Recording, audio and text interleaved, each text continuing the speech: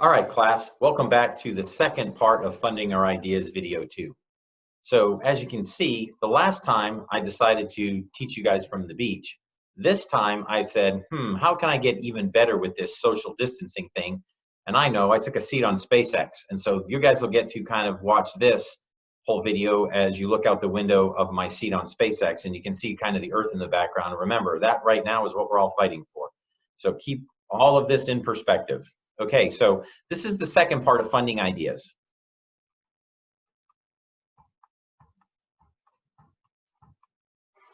So had a small computer glitch there, couldn't get it to kind of change slides. Sorry about that. I guess that's the lag time as it bounces around servers all through space. So right now we're going to say, well, we figured out in the last video how much we needed, right? How much money do we need? But now we have to figure out, well, wait a minute, how do I actually fund my idea? Where can I get the money? And so I'm going to roll you through a bunch of different sources, give you some highlights about them, and hopefully at the end of this, you'll have a decent understanding of the ways that you can fund your business. So remember, as a review, 3 things to think about: the right kind of money from the right sources at the right milestones. We need to make sure that we have that, right? The right kind of money. What does that mean? Do you want debt or equity? From the right sources. We're going to talk to you about all the sources today at the right milestones. Do you want to raise 4 years of college tuition at once or 1 year at a time? Remember, we're kind of trying to raise according to milestones. So before we started talking about where you can get it, one of the things that I thought I should cover is what exactly is this equity thing that everybody talks about? I mean, to be fair, we've thrown equity around class the entire semester, and I don't know that I ever slowed down enough to define it. Now, some of you smart people in class are going, well, of course I know what equity is. And others are going, I'm sure glad he's going to define this because I don't have any idea what equity is, and we've been talking about it a lot. Well, the reason it matters is because investors who seek an ownership share in your business typically want to do this via equity because they want to share in the business as the business grows. Equity is different from debt because equity, investors put their capital at risk. What does this mean, putting your capital at risk? That's right, it means the next bullet. There is no guaranteed return. If we invest our money in you and in your business and it fails, we get nothing back. Whereas had we done it as debt, then you owe us the money back. So there's no protection against loss. If we take equity in exchange for money, there is absolutely no protection against loss. Had we done it as a debt instrument, then you would have owed us money, no different than you owe money on a car or owe money on a credit card, right? That's actual debt. You have to pay it. So all sorts of sources of equity financing, we're going to cover these in more detail in this video. Equity finance include like informal capital, like your own money, family money. You know, can you borrow something from your brother, your uncle, your sister? Private investors like angels, and then, you know, the more formal things like venture capital, private equity, etc. If you look at funding sources for entrepreneurs, all you hear about on the news is all of the money that venture capital pours into deals. You know, venture capital is putting money into Uber, venture capital is putting money into Lyft or some other, you know, Twitter or some other growing category or growing business. But when you really look at this chart, it kind of tells you where the money actually comes from for entrepreneurs. And you'll see that the vast majority of it comes from personal savings, meaning what have you been able to save throughout your life, and your family and friends slice. In other words, who can you tap that you know that's very close to you that also can help you fund your business? You can see that the venture capital and the angel investing is a very small slice. Banks are an even smaller slice. So thinking, oh, I want to start a business, I know I'll go to the bank and get a loan. That is a very small slice of what's happening. And you can see this crowdfunding slice that is sitting in there, you know, representing $5 or $5 billion. That's an area that's actually growing, and we're going to cover crowdfunding as part of this presentation. So depending on where you are in your development of your business, the amount of equity that you will probably be expected to give up and who will invest in your business changes. If you look here at this risk line right here, see where the mouse is following this risk line? You can see up here at the beginning of your business, I'm still out here in this idea and proof of concept stage. The risk is very, very high for an investor because you haven't really proved your concept, you haven't made money yet. So the most likely people or the most likely places that you're going to get money when the risk is this high and you're still way out here in conceptual development is probably from yourself or friendly money, which would be considered like friends and family. As you start to move along this blue curve right here, which is our development curve, and this development curve is how our business is growing and becoming more mature. As you sell your first customers and you have a proven concept, and you're entering this early growth and transition stage, you can see that now angels and venture capitalists and maybe some strategic investors, they may be the people who invest along here. Now, once you have proven that your business works, you have teams, you have systems in place for growth, basically you can see here that my business maturity has crossed the risk line. There's much less risk that I don't make it now because I'm in this rapid growth and expansion phase. That's typically when your venture capitalists and maybe some strategic customers might come in, and they're going to use equity and debt financing to help you grow your business. So just remember, the earlier you are in the concept, the more expensive the money is because the risk is higher. And so what does that mean by more expensive? Well, if you're going to trade equity for money, then you're going to have to give up a lot more equity early on than you would have to give up later on, because later on you are much closer to the risk line between your business maturity and your risk line. So the goal early on is to try not to give away as much equity as you can. So when we talked about how much you need to raise, making sure you're raising the right money at the right time, this is what we're talking about. You don't want to give away way too much early. So, stage of growth. This is going to also help you understand some terminology that you've seen or heard, either talked about on the news or maybe you've read in an article. When you're at idea stage, you typically require what's called seed funding. And so you've probably heard that term seed funding before. That typically means that this business is out somewhere in this idea stage. Where are you probably going to get that money? It's going to either come from yourself or friends and family. Once you're at an operating stage, you now need some startup funding. A lot of the times, angels will be the people that will give you that money. And I know you've heard that angel investing term before, and we're going to talk about angels in a few minutes. Now, once you're at the stage of your business here where you're revenue positive, you're considered an emerging business. And I know you've all heard that term before too, an emerging business. And where are you going to get money when you're emerging? Angels, venture capitalists, maybe an investment bank. And once you're cash flow positive, you're really rolling, you're an established business, private equity or investment banks are the people that will probably be who are investing in you at the time if you need the money. So let's look at these sources of financing. And this chart was actually put together by Dr. Blair. I kind of decided that it did such a good job of summarizing all of the categories that I would just use it too instead of recreating it. So when you're early on, right, we're at that seed startup phase, the type of investor, it's pretty much you. If you want to know how much you will invest or how much is available to invest, it's really like, well, how much do you have? In my first company, the amount of money we had between myself and my wife that we had saved up was $60,000. So this, how much will they invest? Our initial investment amount was for $60,000. The investment criteria, well, we had this idea that we wanted to go build a business. We were trying to fulfill our destiny, and so will you. That is your investment criteria. The targeted ROI or return on investment, that will differ for every single person. How are you going to enter that deal? Well, we always loan the money to our businesses. We put a little bit of money in as an equity contribution or an owner's contribution. Typically, we do $1,000, and then any other money we use to fund the business, we put in as a loan, and we call it subordinated, which means when we take other money later on, we're willing to have our money paid back second, not first. And then how do you find these people? Well, you look at yourself in the mirror. That's one way to find it. So that's kind of the first part there.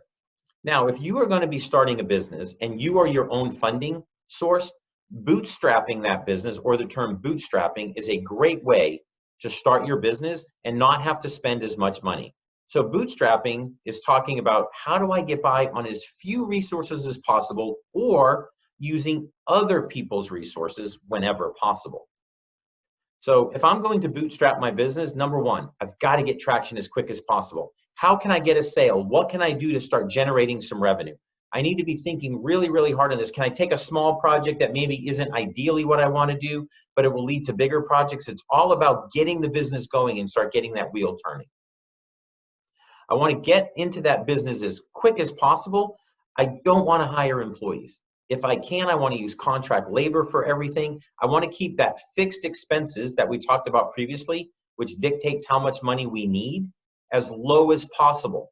So salaries is one of the things that drives up fixed expense. So if I can make sure that I only have to pay people on a contract basis, I only pay you if I actually have work for you to do, that keeps my amount of money I need to start my business lower. And it also helps me kind of bootstrap this business up. Now, we just talked about this. You want to subcontract your work out. I don't want to buy anything. I want to lease it if possible. If I lease something, I can pay $300 a month for my car note, versus if I have to go buy that car, maybe I have to spend $500 or $600 plus the down payment, and it's typically more expensive. I also can't expense it. I'm now going to be stuck capitalizing that. And all of you accounting majors understand that. Everyone in the class probably understands it a little bit because we talked about it when we were talking about balance sheets and profit and loss statements and cash flow statements, when we were talking about the numbers that matter in a business. To the extent we can, we want to use other people's money. What does that mean?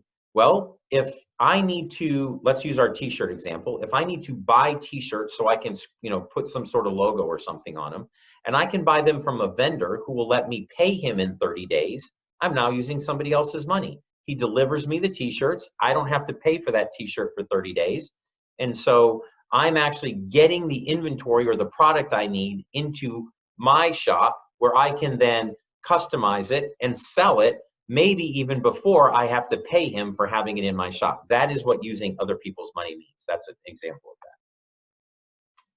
So friends and family, this is kind of our next category. When will they invest? When you're at seed stage. How much? I don't know. How much can they spare? Investment criteria. Friends and family invest in you to help you succeed. They do want their money back, but their primary reason they're investing is because they want to help you succeed. They're typically looking for around a 10% return on investment, but this can differ depending on your family members and your relationships with families, etc. You definitely would like to get them to enter as subordinated debt or equity with buyout rights, and we'll talk about why in a minute. How are they going to leave the deal? You're hopefully going to pay back their loan, or you'll buy them out. And how do you find them? Well, you have uncles and brothers and sisters and parents, and you go look in your address book. So here's some key things to remember about friends and family. Think really carefully before you accept a loan or an equity investment from family members. This term, you pay for it the rest of your life. Imagine how awkward the Thanksgiving dinners are when you owe your Uncle Johnny $10,000 and you haven't been able to pay it back yet. So that makes for very awkward social time. So really think carefully before you take money from them. If you are going to take money from family, make sure you treat it as a business deal. Write it up, put proper paperwork in place, dictate what your terms are going to be. Thank you for lending me $10,000. I'm going to pay no interest for year one, interest only year two, and I will be paying principal and interest for years 3, 4, 5. Whatever you've decided your deal is, make sure you document it and write it up. We just said that. Put everything in writing. So there's no question what happens if the business fails, or I really should have put on here, also if the business makes it. Because as the business grows and expands, maybe you just have written into that deal that you get to buy him out. Well, he may at that time want to stick around because he sees that the business is growing. Could be a she, by the way, too. But either way, you want to make sure you have it in writing so that you can either find out a simple way to either keep them in or remove them, and everyone's on the same page. Structured as a loan or convertible debt, if at all possible, because you really don't want your mom or your brother or your sister or your uncle, in most cases, again, this is not a guaranteed 100% rule, as a business partner. And when the firm is new, it's very difficult to figure out how to put a value on a new firm or a new venture.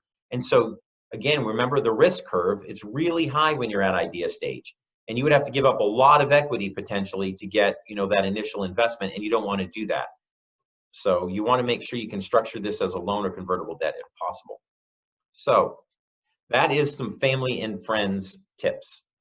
Now, crowdfunding. This is another popular way to collect cash. So crowdfunding is actually a collective effort of consumers. They don't actually invest money for exchange of equity or money for exchange of debt. They're actually exchanging for a product or a service, something that they're going to be receiving in exchange for it. As we know, popular ones are like Kickstarter, Indiegogo. It gives you a way to pitch your your project to the public, and you say how much you're looking to raise. I have a really good little example here that I'd like you to watch. The food is incredible and you just wouldn't be able to achieve it in any other way. It looks so rad in my camper. I love helping Daddy make the pizzas.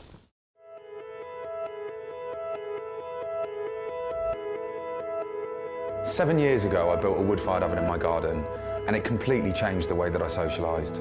It immediately became the focal point of the garden, and all my family and friends were drawn to it. That is how my business began. 6 years ago, I started the Stone Bake Oven Company. We've quickly become a market leader in residential and commercial wood and gas-fired ovens. There are certain challenges with my larger ovens. People don't have the space, the budget, or want to undertake any building work. I soon realised there was nothing on the market that solved these issues. This is how Rockbox was born. Rockbox is a compact, lightweight, portable stone-floored oven.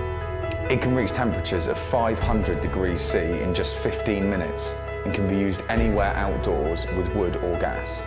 The key objectives were to make a product that worked in exactly the same way as my larger ovens, with the convenience of being portable. We needed it to work extremely efficiently as well as safely, but still remain accessible and affordable. This is why it's taken us almost 4 years of design so far.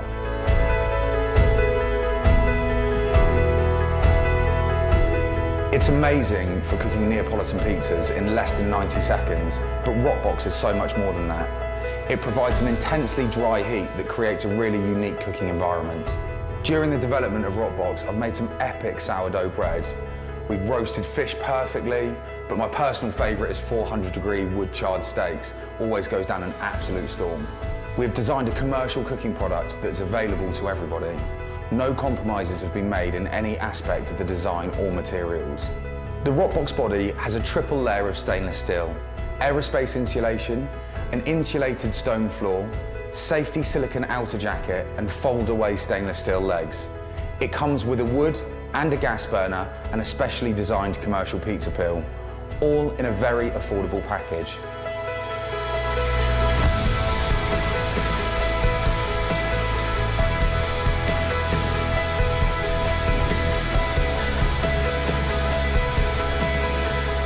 We're so proud to bring to market a product that's going to change the way that we cook outdoors and the way that we socialise. Rockbox is now ready for mass production, and our manufacturing partner is on standby waiting. In order to sell Rockbox at an affordable cost, we have high minimum order quantities. We need your support to be able to place our initial orders to get Rockbox into homes all over the world. If you would like to be part of the cause and be first to have your hands on Rockbox, please back our campaign and share it with your friends and family. Thanks for taking the time to check out our video, and welcome to the world of wood-fired cooking.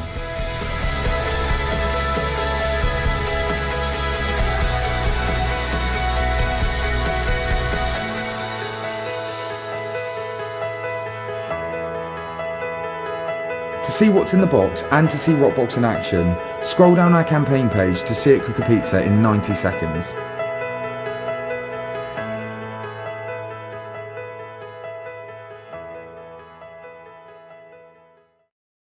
Okay, when you look at that Rockbox video, can you imagine watching that, being early into the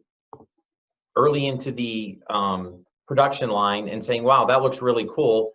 And so I don't remember the exact amount that they were selling them for. It was in the $450 to $500 range that they were asking for, their donation. You can see here that they raised $1.2 million. And if you were to go out right now and Google, let's see, what's this? Williams and Sonoma, you would find a Rockbox pizza oven available right now on Williams & Sonoma's website. So they were able to take this idea where they had built a prototype, do a video, get their initial quantities, manufactured, sold, and now they have blown up to where they are available, all over the United States, actually all over the world. It's a company, I believe they're out of Australia. And it's really a cool product. I actually have one of these rock boxes at home. And that's why, for me, it's kind of a cool story in that when I watched this, I was like, well, let's see if this thing really works like that, because I am a pizza lover and would eat pizza literally every day of the week if I could get away with it. So it actually does make amazing, amazing food. It gets to 800-900 degrees. It's tremendous. And so this is a way that you can use crowdfunding to help you take an idea or a product that you have and actually bring it to fruition. So, it's one of those things I tell you guys all the time in class, that you can do this stuff. You can be an entrepreneur. You can be a success. You're not bound by your circumstances or the way you were raised. You can go do whatever you want to do if you make a decision. Crowdfunding is a great way to help you get there. Okay, another way that people raise money is kind of individual angels or an angel network. And this is for businesses that are kind of emerging. And we're going to kind of talk in detail about these on the next slide. Angels aren't found in the phone book. They're typically investing between $25,000 and $50,000 individually. That means it's their own money. They haven't raised money from somewhere else. Most angel investors are an investor who probably started their own venture, did really well, and now want to invest back into other entrepreneurs and help other entrepreneurs get their ideas off. They're looking for a return of about 20 to 30 times the original amount. So for every $50,000, they are looking for a significant return, and they would like that return over 5 years. They focus on first stage financing, in other words, close to home. So if you can see a little bit the logo here, that actually stands for the Houston Angel Network. Houston runs its own angel network, and they hear pitches every month, 2 to 3. Well, they won't be hearing any probably this month, since with social distancing, there will be no loud, large gatherings of over 10 people. But typically 2 to 3 presentations are given at the Houston Angel Network a month, and a group of these angels will then either get together and invest as a group, or individuals will invest in your business and help you get off the ground. It's an excellent source of seed or startup capital. Then you move from there to venture capitalists. Venture capitalists are the next big tranche of money that you get. The big difference between venture capital and like angels is this is a pool of money managed by professionals, meaning they've gone out and raised money from other people, and then they are going to go invest this money. They typically want stock ownership, a seat on the board of directors. They're actually going to bring management skills to the table. They're going to want to try to help you grow. They're not really looking for startups. They're looking for firms that are already in a growth stage. A lot of venture capital money is concentrated in about 10 large VC firms, and only 18% of the funds actually have 100 to 500 million in them. One of the things that has happened because of venture capital likes to make the investment, help you grow, and then take you public, which is the exit.